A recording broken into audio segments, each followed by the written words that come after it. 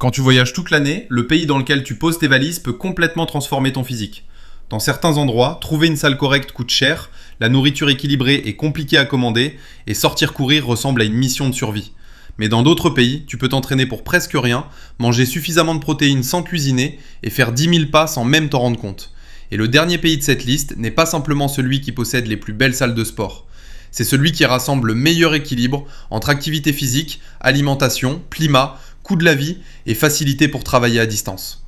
On commence avec un pays auquel presque personne ne pense. 1. La Géorgie.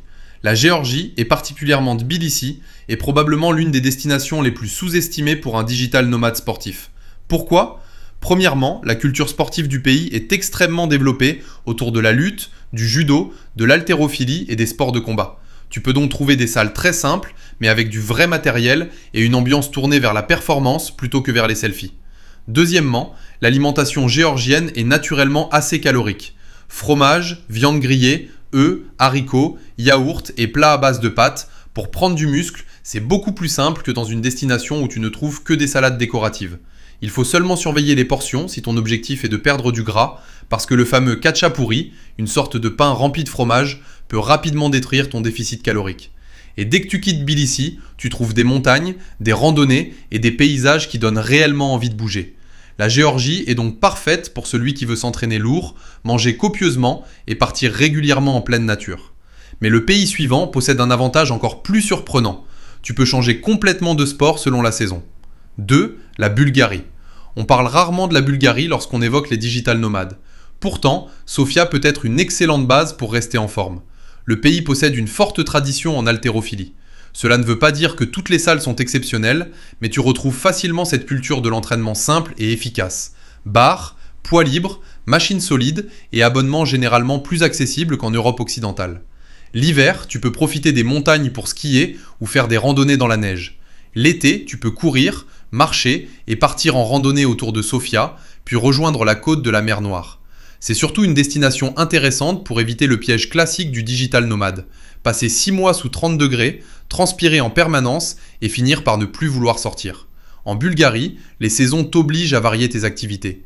Musculation en salle l'hiver, courses et randonnées au printemps, sport aquatique l'été. Et depuis fin 2025, le pays dispose également d'un dispositif destiné aux travailleurs nomades non européens. Pour un Français, l'installation est encore plus simple grâce à la libre circulation dans l'Union européenne. La Bulgarie conviendra donc surtout à celui qui recherche une base européenne abordable, sans vivre dans une ville déjà saturée de créateurs de contenu. Mais pour s'entraîner gratuitement tous les matins face à la mer, il faut partir beaucoup plus loin. 3. Le Vietnam. Pas forcément Ho Chi Minh Ville ou Hanoï, la ville à surveiller, c'est Da Nang. Da Nang réunit 3 choses particulièrement intéressantes. Une grande plage, une ville moderne et un coût de vie qui reste relativement accessible pour quelqu'un payé avec un revenu européen. Le matin, tu peux courir le long de la plage avant que la chaleur devienne trop importante. Tu trouves également des espaces extérieurs pour faire des tractions, des pompes ou une séance complète au poids du corps.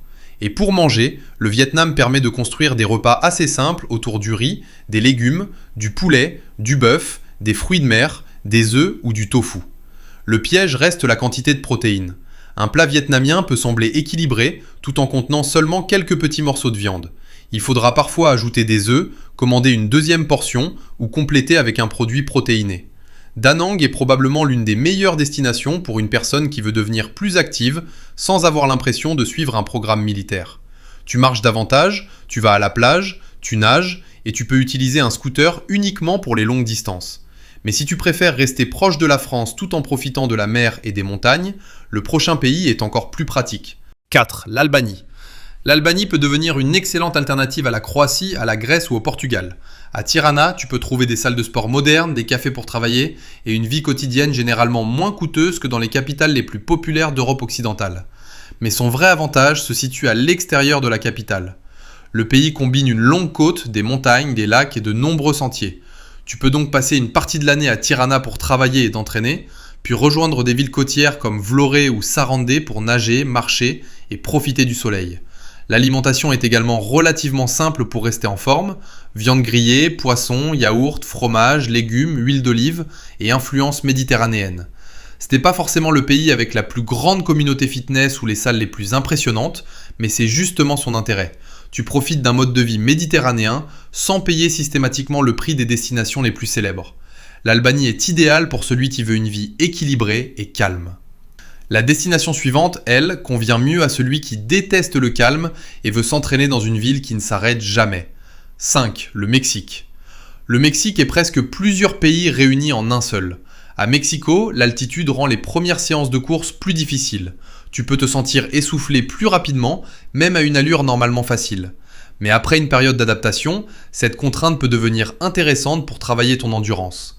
La ville possède aussi d'immenses parcs, notamment Chapultepec, où tu peux courir au milieu d'une capitale gigantesque.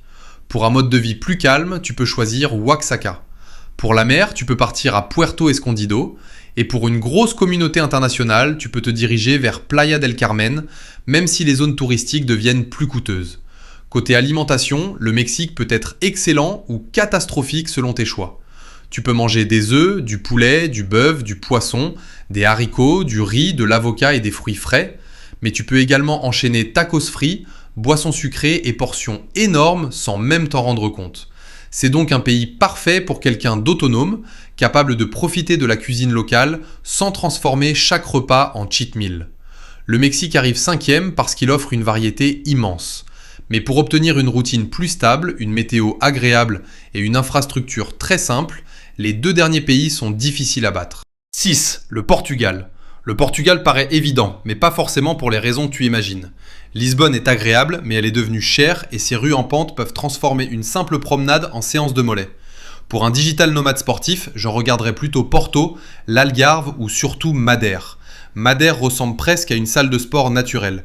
Tu peux faire des randonnées avec beaucoup de dénivelé, courir sur certaines promenades côtières, nager et rester actif toute l'année grâce à un climat relativement doux. L'alimentation portugaise permet aussi de manger simplement. Le principal avantage du Portugal, c'est la facilité. Pour un Français, pas de visa à demander pour s'y installer. Le décalage horaire est minime, les infrastructures sont bonnes et tu restes à quelques heures d'avion de la France. Mais cette facilité a un prix. Dans les zones les plus populaires, les logements peuvent coûter beaucoup plus cher que dans les premières destinations de cette liste. Le Portugal est donc excellent pour conserver une routine stable, mais pour expérimenter le plus grand nombre de sports possibles dans un seul pays, il reste une destination au-dessus. 7. La Thaïlande. La Thaïlande est probablement le pays le plus complet pour un digital nomade qui veut construire toute sa vie autour du sport. À Bangkok, tu trouves des salles modernes, des clubs de course et pratiquement tous les types de cours collectifs. À Chiang Mai, tu peux combiner musculation, randonnée, vélo et travail à distance dans une ville historiquement populaire auprès des nomades. À Phuket, tu trouves des zones entièrement organisées autour du fitness. Musculation, crossfit, yoga, récupération, boxe thaïlandaise et repas préparés avec les calories et les macronutriments affichés. Tu peux littéralement choisir ton logement en fonction de ton camp d'entraînement. La nourriture représente également un énorme avantage.